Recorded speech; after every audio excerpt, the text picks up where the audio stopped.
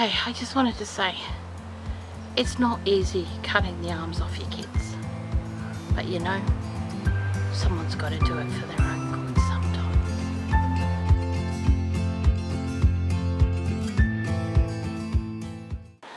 We've got quite an issue with powdery mildew in here, and a lot of the leaves are going yellow, so we're going to get rid of the yellow ones and the really badly infected ones, because otherwise the plant is putting all its effort into these leaves that just basically a waste of time and money, time and effort, so, and not enough into the fruit. I'm going to get rid of them.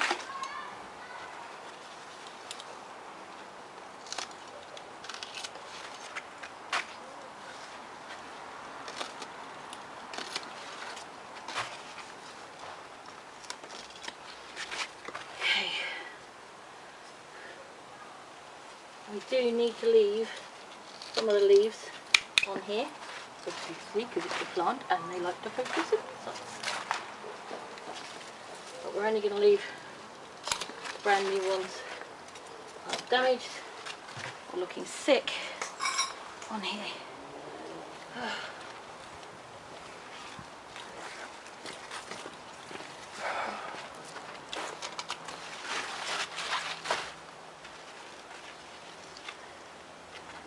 Basically, the new growth leaves can stay.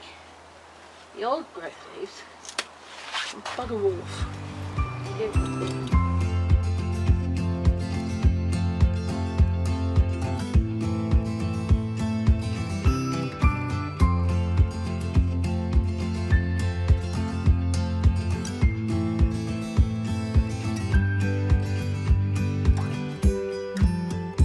Doing this means that we can keep on top of powdery mildew better, because it's not going to be, it'll be easier not to water the leaves. Right. That one's quite infected as well, so we're going to get rid of that one. Those ones aren't so bad, we should be able to get on top of it with neem oil. There's that one. Okay.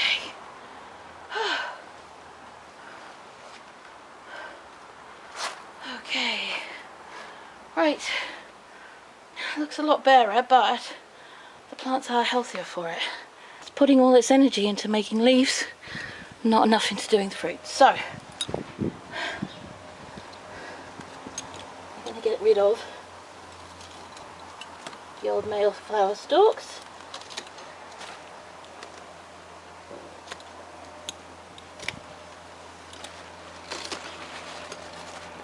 And the not so healthy looking leaves.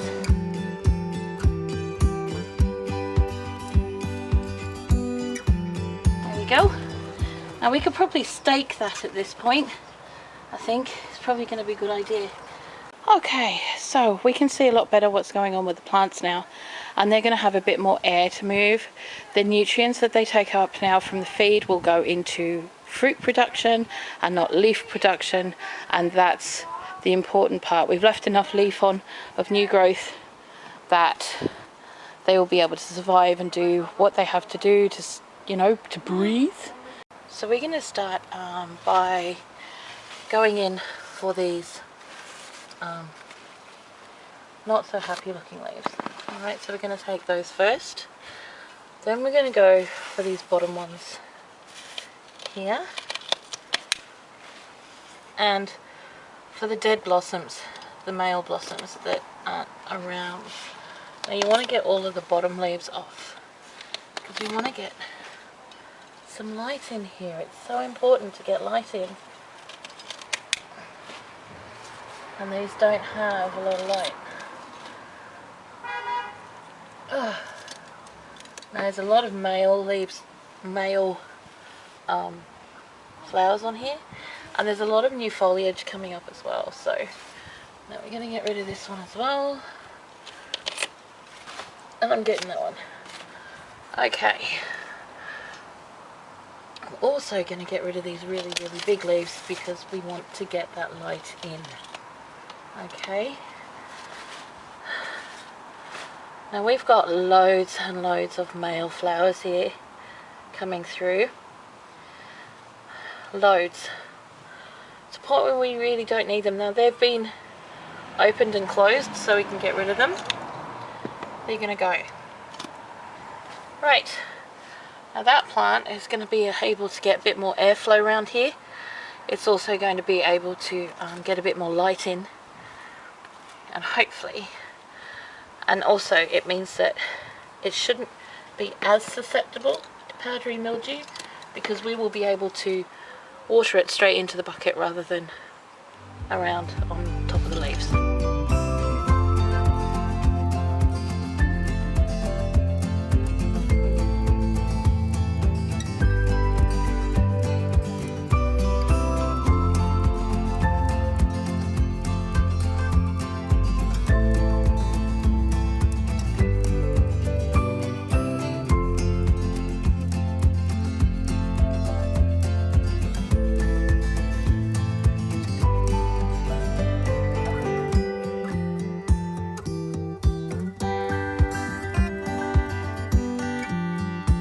Okay, so as we can see, I've been quite ruthless, but the fruit in here now has a better chance of getting some light, as does the rest of the plant.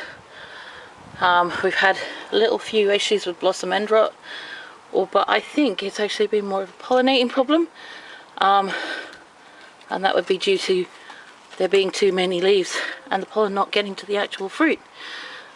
Okay, so that's another grisette, which is great.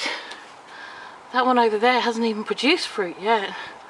And this time last year, we were already picking patty pans. But okay, every year's different.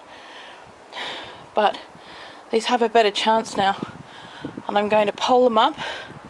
They need a bloody good water is what they need as well. So we're going to get that done as well. Just poled all those up. They're just leaning on it, haven't tied them to it, don't need to tie them to it, they can just lean on it.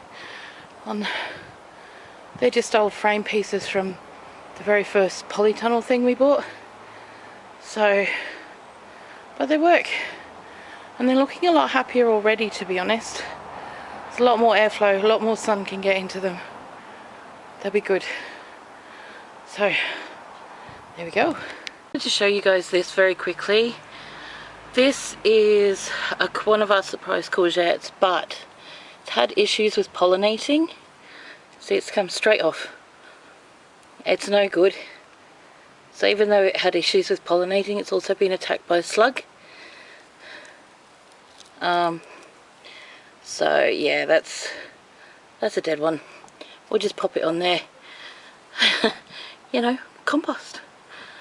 So actually we won't, because if there's any like disease issues we'll get rid of it. But yeah, it's coming up great guns, this one. Okay, so there are a few different schools of thought on pruning squashes, courgettes, patty pans, you know, that kind of thing. One of them is don't do it. But to me, if you've got sick leaves on your plant, that's the sickness that can spread throughout the plant. It's better to get rid of those leaves and give the plant a chance to bring out new, healthier leaves that are going to help with the survival of the plant. Number two,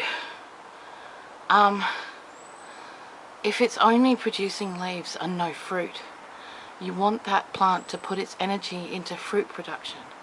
And it's not going to do that while it's just shooting out leaf after leaf after leaf after leaf. Yes, it needs leaves to photosynthesize and breathe and all of that kind of stuff, but it doesn't need a mazillion of them. Yeah, a mazillion. I said it. It's my word, okay? So, you need to get rid of some of them. Now, you don't want to get rid of the very, very top ones. If the leaves are above where there's fruit or flowers, do not cut them, okay? So you want to leave, once you've got your fruit and your flowers, you leave those leaves alone. Okay, if there's no fruit and flowers up here yet, leave those leaves alone. Anything from there downwards, you can get rid of happily, okay, without too much worry and stress. If you have got issues like powdery mildew like we've had all year, and we have been able to do temporary fixes with neem oil, etc., but the issue with neem oil is that it sends away the bugs that we like, okay?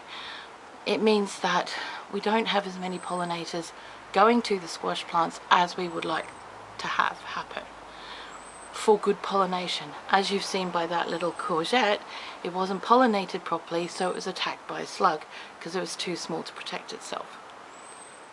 That's an issue. We've had a lot of issues with lack of pollination on the patty pans. That's two reasons. One, we've had to neem oil it. That's one of the biggest. Two, there's just not enough light coming in or enough room for the pollinators to move to get into the flowers. So next we're going to hit the front bed and it's going to be brutal. I'm just warning you. Just hold on. We got this. We got each other. We can do this. We're doing it for the good of the plants. Okay?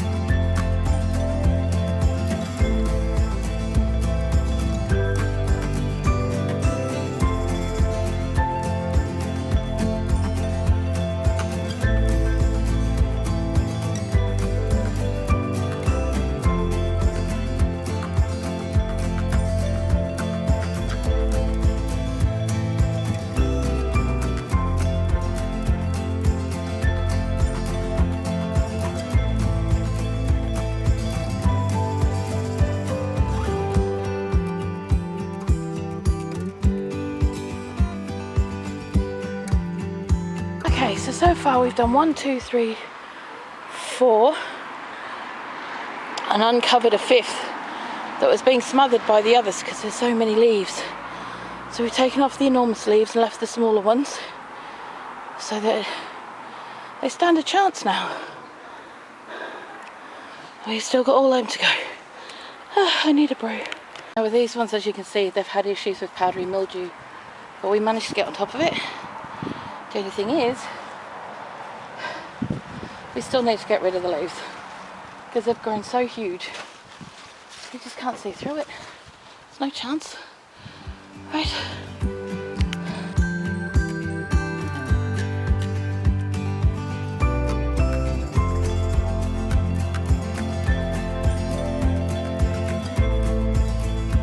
The other issue that we have, because there's so many leaves in here, so we're getting slug damage. There's lots of slugs coming in. We don't want them. They can bugger off because they eat the flowers.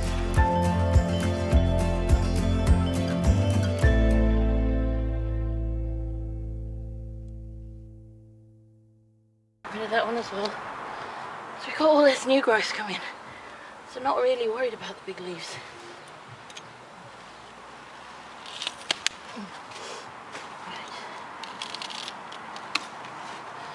Gotta get the rest of this done and I'll show you how we're going. Okay, so as you can see, the bed's looking a lot clearer. There are already pollinators pardon me, in here. There's a massive grisette down there and another one in here. Loads coming on those, and everything finally has a chance to get its fruit on, which is what we want. We want to encourage. So yeah, there we go. That was fun. I am seriously sweating. After that was a workout and a half. I tell you, anyone who tells you that gardening isn't a workout, let them do that for half an hour and tell me again. Now, I have picked these two grisette because this one was right in the middle of the plant and it was getting strangled. As you can see by there, that's a stem mark. That's because all the stems are growing up around it really, really tight, and it wouldn't have given it a chance to grow to its full potential. and this one's been there for ages, and I just figured, you know what, let's just pick it and see how we go. So I've got those two awesome, fabulous first grisettes. Now it does look, Tanny has just helped me out massively by taking all the leaves from the front, putting them in the green bin. As you guys know, we're not doing compost this year because of the moving situation, and the idea of moving compost is not exactly high on our list of priorities. So yeah, he's just used the green bin to put them all in. The front bed is looking so much tidier, so much, it's more airflow now. There's going to be more air, more sun can get in there. It's quite a shady spot there anyway, because the sun goes that way during the afternoon.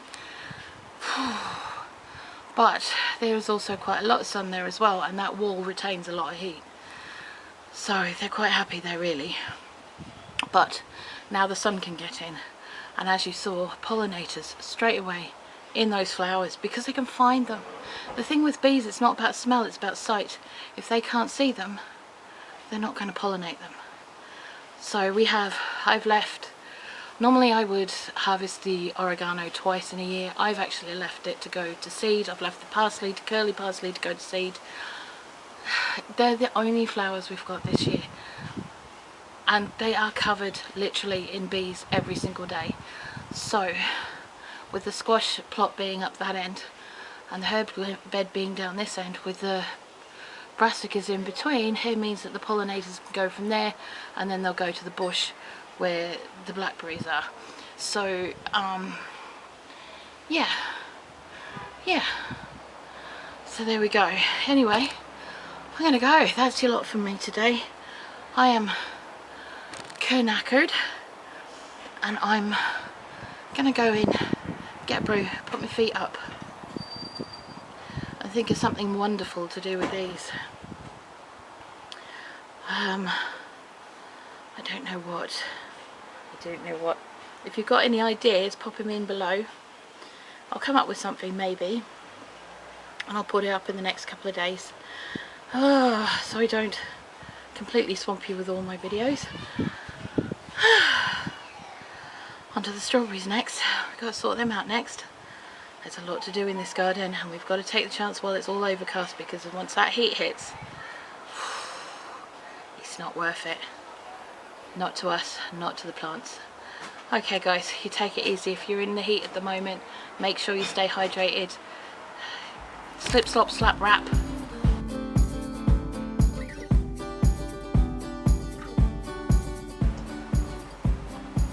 Have a really good rest of your day, guys. Whatever you're doing, stay warm if you're in the cold, stay cool if you're in the heat, and just enjoy your gardens no matter what you're doing. I love you guys heaps. Blessings.